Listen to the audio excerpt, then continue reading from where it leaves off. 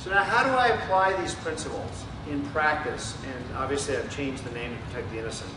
But Kathy is a woman that actually I continue to see in her mid-50s. She had been unemployed for 18 months. So she was really relieved and excited to have this new job opportunity that she had been at maybe 3 or 4 months. Now I'm just going to refer to it as the entertainment publishing industry because she was working for a web-based company, and her task basically was a certain section of San Diego. She was to cover all the news in those communities. And that the directive, she understood, was any news that affected that community, her responsibility was to write up a brief article and put it on the website within a few hours. Well, so she actually took that as being on call 24/7, which substantially interfered with her sleep, for sure.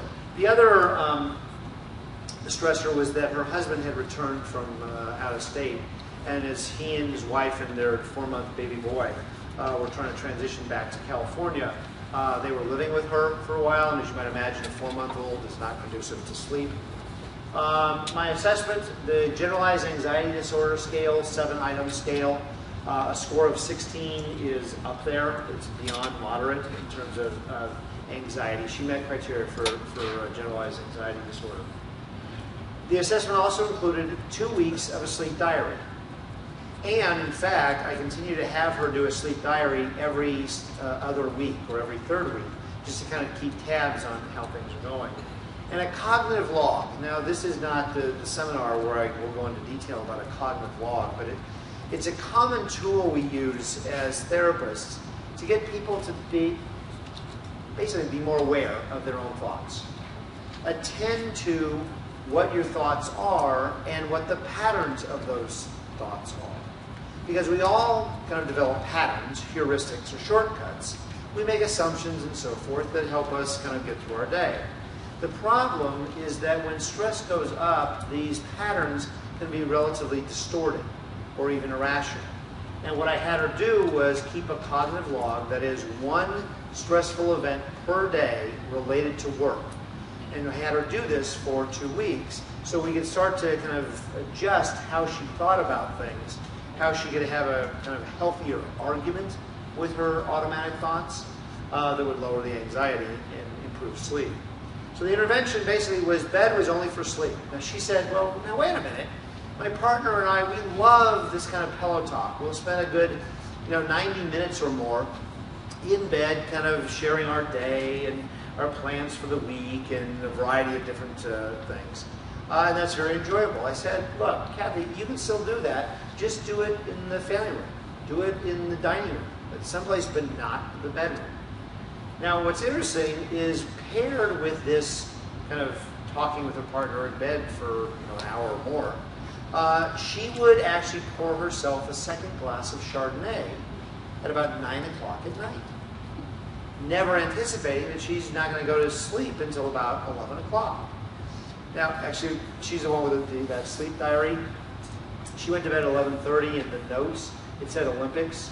She normally goes to bed at 11, but that night didn't go to bed until 11:30. Why? Because she just had to see if Michael Phelps was going to win, gold medal number 83 or something. I said, look, Kathy, you can have your Chardonnay. I'm not going to restrict your alcohol intake necessarily, but how about you just make sure that you're done with the alcohol by 7 o'clock at night?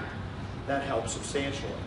Sleep restriction, she wakes up 5:30 in the morning. She started off with 1:15, not going to bed until 1:15. She was pretty wiped out and was struggling for about 6 or 7 days. But again, if in 4 days, 4 evenings, your sleep efficiency can average over 90%, then you go back 15 minutes, you can now get to bed at 1, not 1:15. Another 4 evenings where sleep efficiency is over 90%, great, now it's 12:45. In a matter of about 4 weeks, we went from going to bed at 1:15, she now can go to bed at midnight. She sleeps from midnight until 5:30. The worry pad is writing down her anxieties outside the bedroom, and in fact, that's what starts her 60-minute pre-bed routine. The more you can get in a routine and train your body that, okay, we're preparing for sleep, turns off basically all the lights in the house, except for at her kitchen table, she would list down the worries or concerns. She'd put it on her nightstand. She would then go into the bathroom, put her pajamas on, brush her teeth, take off her makeup and so forth. And the last 30 minutes, she would then, with no other light in the house except one shining on her reading material, she would read for about 30 minutes and then go to bed. The midday walk for her specifically helped for two things. One is the sleep, but the second, because I mean she was very active up here, but not very active physically. So the midday power walk basically also helped her manage her stress, because again she was so reactive to any kind of impulse that I have to cover the story, I have to write this up and so forth, that she was able to kind of keep her phone on she had a home office, on the kitchen table, and go for a 20-30 minute walk. That was her kind of separate time where she wasn't bombarded with thoughts, I should be doing this, I should be doing that. The daily planner, similar to kind of when people are lacking structure, kind of planning things in the day, it actually bleeds into this idea of assertiveness training for her, in that she was able to put on that she had 2:30 every afternoon was to take a power walk. Well, there was also problems with her work cycle, work shift, because she was working out of her kitchen. So interestingly enough, she would be kind of conflicted, oh, maybe I should see what I want to make for dinner. But it was 10:30 in the morning. Or, maybe they'll load of laundry.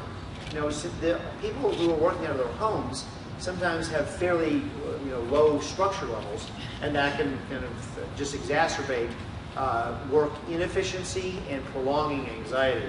So in fact, dedicated workspace at home, I said, wait a minute, Kathy, you just told me that you have a spare bedroom upstairs that you're not using. Why don't you use that for your home office rather than the kitchen table? She said, well, there's a whole bunch of stuff in there. I mean, it really was like a 5-point plan. Didn't take a whole lot. And I said, okay, so it sounds like you agree between now and next time, you're going to call your son and have him pick up the playpen and disassemble the crib. Take the stroller downstairs to the garage when you should need it. She had a friend who was keeping 4 or 5 boxes of stuff as a storage area and had been there for like 4 or 5 months. Call up the friend and have the friend take the stuff away. So now when she's working, she's in that room, not a room associated with eating and other household chores.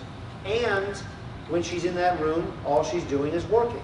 So her work efficiency actually got better, and trying to help her get unifying principles to guide her work. I said, Kathy, what part of this job do you actually enjoy? She was going, I really enjoy promoting or understanding the arts activities that are going on in my community.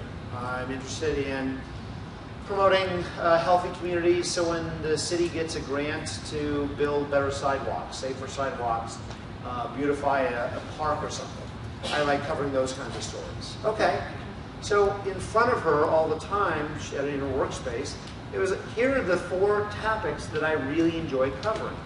If what comes across my desk isn't in those 4 categories, it's not a priority. Now, she still may have to cover it, but it helped her kind of consolidate and compartmentalize, where do I focus my attention? It doesn't have to be scattered, just maintaining her anxiety level. And finally, biofeedback is evidence-based medicine for sleep disorders. It's been around for 30+ years, and it's one of the most underutilized interventions we have. Biofeedback basically is training people to relax their body. Now, what's interesting about this is that do not allow a person to be laying prone in bed and doing relaxation and then entering sleep. Do not confuse relaxation with sleepiness. Instead, because then if you do that, then during the day you're not going to be able to use relaxation to maximal benefit. You're going to be confusing it with sleepiness. So instead, you can do relaxation in another room and then kind of make your way to bed and then fall asleep. Okay? MyCalmBeat.com is just one example. Here's an app on your smartphone. You can download this app for free. And lo and behold, what you do is within like 1 or 2 clicks, you can dictate how many breaths per minute do you want to be trained to engage in, okay? Now there's a little pictorial thing of a lung filling up with air as you inhale and exhale, okay? And you can type in 7 breaths per minute. Now, maybe for some people it's more comfortable, more relaxing at 6.5 breaths a minute. Maybe it's 6 breaths per minute, and so forth. Lo and behold, what you want to do is you're training your body. I know how I'm going to get better at relaxing my body, preparing it for sleep. Now, those are all things for kind of sleep restriction, sleep hygiene, stimulus control, realizing that a major common factor of sleep difficulties is not being active enough. Well, two statements I want to share with you. One is from a researcher at the University of Rochester.